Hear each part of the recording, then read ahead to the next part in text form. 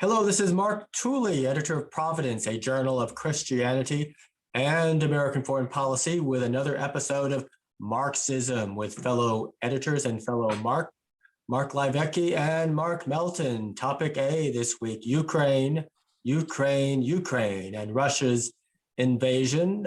We all have our thoughts on what's happening there. We're now in the third day of Russia's invasion. It would appear that Russia is not prevailing as quickly as Putin likely assumed. But let's begin our conversation with Mark Livecki, the just war scholar.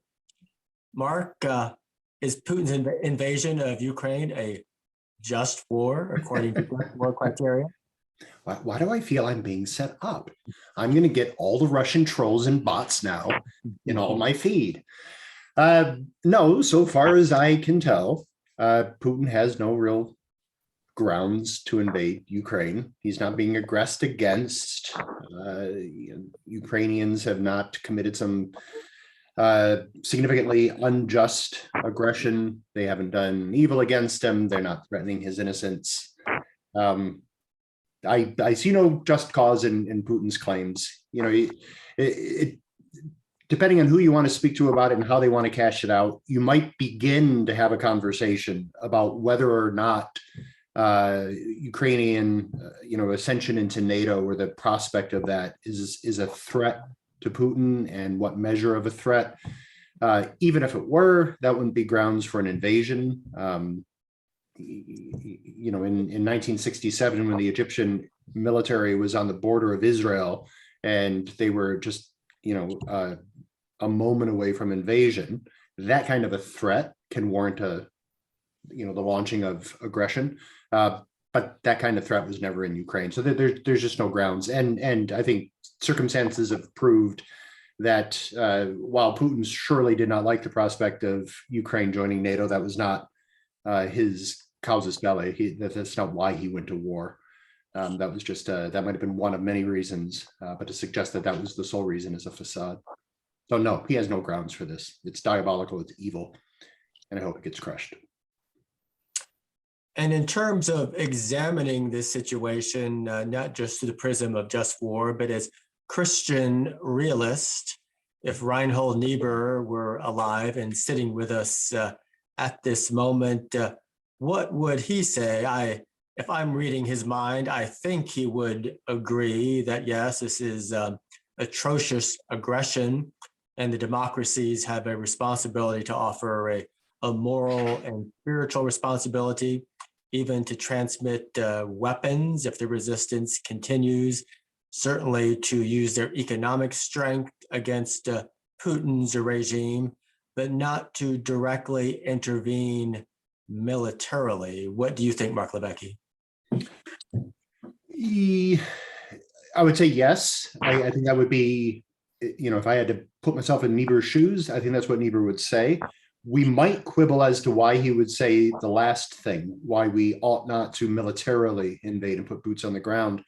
Because what I would say is that if we, on our side, were to go through a just war framework, we would recognize that, as leaders in the international community, we have the right to defend the innocent in other nations when they're being unjustly aggressed against. When we look at the just cause criteria within the ad bellum requirements of the just war, we would see a just cause. Innocents are being sufficiently threatened.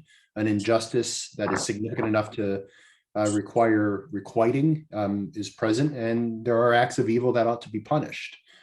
And we would do so with the right intent. We would hope to restore peace to the region, primarily for the Ukrainians, and then secondarily to set in place the conditions that would allow a reconciliation ultimately with Russia. So I think we would have the just cause for launching a military defense of Ukraine. Then when you get into the prudential criteria, probability of success, proportionality of ends, and all of those things, I think prudence dictates that we not do it. And that is largely because Mr. Putin is in possession of nuclear weapons. And then just as another aside, there's China to worry about. So there would be prudential concerns about, where our primary interests lie. And as crass and grim as this is, our primary interests are not in Ukraine. If we could do all things in this, in one moment, then yes, we should defend Ukraine. But because of China, because of the bomb, prudence would dictate that we not. And that's terrible. Mark Melton, you've edited and posted several pieces in Providence this week on the Ukraine invasion. It's one of my observations that Western secularists have been rather oblivious to or dismissive of the religious context of this invasion. But Putin himself clearly is not, whatever his personal convictions, if he has any genuine personal convictions. He certainly is aware that Russia historically has identified the area that we know as Ukraine as the origins of Russia in terms of the conversion to Christianity by this Vladimir the Great back over 1,000 years ago, which therefore to the mind of Putin and to the mind of Russian supremacists means Ukraine must be apparently eternally subordinate to its big brother or big mother, Holy Mother Russia. So there's that going on. And there's also this rather odd context that some in the West have viewed Putin as somehow a defender of traditionalism against Western secularism and have been willing to overlook his many depredations, including his proclivity for assassinating opponents, much less invading countries, and are reluctant to criticize him. And we ran an article by Michael Sobolik analyzing that context, but share a few words about these themes, if you would, Mark Melton. Yeah, so I mean, kind of one first point there, lots of points we could, talk about there. But first one you mentioned was about the idea of the history. And one of the interesting things about whenever you're using history as a justification for war, you can easily manipulate that history to basically say, not necessarily anything you want, but a lot of things. And so you saw this like in the Balkans when these different groups were basically saying, we want to go to our maximum extent of power. Well, when that happens, like whether it's the Serbs or the Croats, like that power, those maps overlap. And so there's going to be conflict and there's, you can't go back to the history and say, where should the line be drawn now? And so you kind of mentioned, I know like Putin wrote last year, kind of a propaganda historical piece that basically ignores Ukrainian history, and the U.S. Embassy to Kiev, I think earlier this week, tweeted out an image showing basically that Kiev has a long history when at that point Moscow was an occupied forest. And so I think we should be very skeptical of any historical argument, but it's good for, not good, it's useful for propaganda purposes that Putin has been trying to use this for. I do wonder how much outside of his clique do the Russians actually believe in this. I know that George Burroughs wrote an article for us a while ago, basically talking about Alexander Dugin, who a lot of people, especially on the right in America, have talked about his influence, and at the time George Burroughs was making the argument of that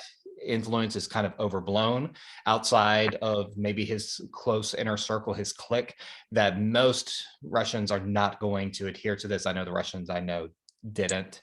And so that's, so I think that can be a little bit overblown, but like if we, one of the more interesting articles I've read lately is that, we've assumed for a while that Vladimir Putin is this rational mastermind of geopolitics. And I think that argument has had a lot of problems in the past. For example, in 2014, when he invaded Crimea, I think that was a huge strategic mistake because what he could have done was nothing. And if he had done nothing in 2014, eventually the Ukrainians would have probably gotten annoyed with the European Union and eventually have come back to strike some deal with the Russians. But what happened is you piss off a bunch of Ukrainians and they, basically solidify their resistance to Russia. And that, that was a consequence of his actions. But so I don't think Putin is this great mastermind, but there's an argument that, maybe Putin is in his older age starting to become, instead of this mastermind, he's becoming Vlad the Mad, which a Financial Times article made this point a week or so ago, and I tweeted it out. And looking at what he's doing, it kind of makes sense. Like, it's not, I saw people yesterday or 2 days, whenever this war, I won't say started, this war started in 2014. It got reignited this week, but when this war kicked off again, people were making an argument that this is not an irrational invasion, but it is a unstrategic invasion. He's going for a maximalist goal, it appears, and he is trying to overthrow the government. If Zelensky ends up getting killed in the firefight, I think he's going to become a martyr of the people. And I think the Russians, if they try to occupy all of Ukraine, I don't think the occupying forces will be able to sleep well at night if they are able to conquer all of Ukraine. I think there's going to be massive, I think there will be problems for them. And we'll see. But so I think that he is making a very strategic mistake where he could have done something much smaller and probably divided the West. But this is, it's kind of hard to understand exactly what his thinking is. And on the side of nuclear weapons, it kind of makes me wonder, what will he do? I don't think he'll do anything to the US, but if he's Vlad the Mad, then we have to be prepared for that situation, any type of situation that occurs. Mark Levesque, getting back to just war teaching, one issue with dictatorships going to war is there is no public opposition, therefore there's no public debate. There's a single individual surrounded by sycophants, probably not getting very good advice, with the power to plunge his country into war without thinking through the repercussions, perhaps detached from reality. If the war goes well, that could enhance and prolong the reign of the dictator. But if it goes badly, obviously it will potentially destroy his reign in ways he can't imagine until it quickly unfolds. So from a just war perspective, obviously there's great importance attached to a legitimate authority. Can a dictator like Putin qualify as a legitimate authority? Yeah, it's a great question. And if you ask 10 just war scholars, you'll probably get 10 relatively different answers as to exactly how that cashes out. The minimalist view would probably be simply that look, he is the leader of the country, therefore he's the legitimate authority. Then there'd be a more maximal view of what authority actually means, and it's going to encompass things like responsibility, working toward the common good, the justice, the order, and the peace of the political community over which they have rule. In either case, at some point, most just war scholars are going to say, legitimate authority or not, there can certainly be a time where the exercise of power becomes tyrannical, and they do things that are so egregious to the common good of the political community over whom they should have benevolent rule, that they can be overthrown. They could be resisted, and then, to be overthrown would be a kind of last resort. But it can be done, and it can't ideally be done by just anybody. You're supposed to ratchet it down to sort of the next level of authorities. And Thomas Aquinas, for instance, thought there were lesser magistrates that collectively could respond against a tyrannical ruler and seek their overthrow. So within the tradition, there is certainly a regard for authority and proper order, both of which are necessary for peace, but also the sober-minded, realistic recognition that human beings have a propensity to abuse power. And when they abuse it sufficiently enough, they could be overthrown. And that is certainly, Melton has Russian friends. I have Russian friends. I hope they're still in Russia, not in Ukraine, shooting at my Ukrainian friends. But I do not hope for their humiliation. I think the Russian people are victims of Putin as well. Different kinds of victims than the Ukrainians. These are victims with responsibilities, and some of them are out in the streets protesting, which we had the number, I think last night, maybe 1,200 or 1,800, I can't remember what the numbers were, have been arrested.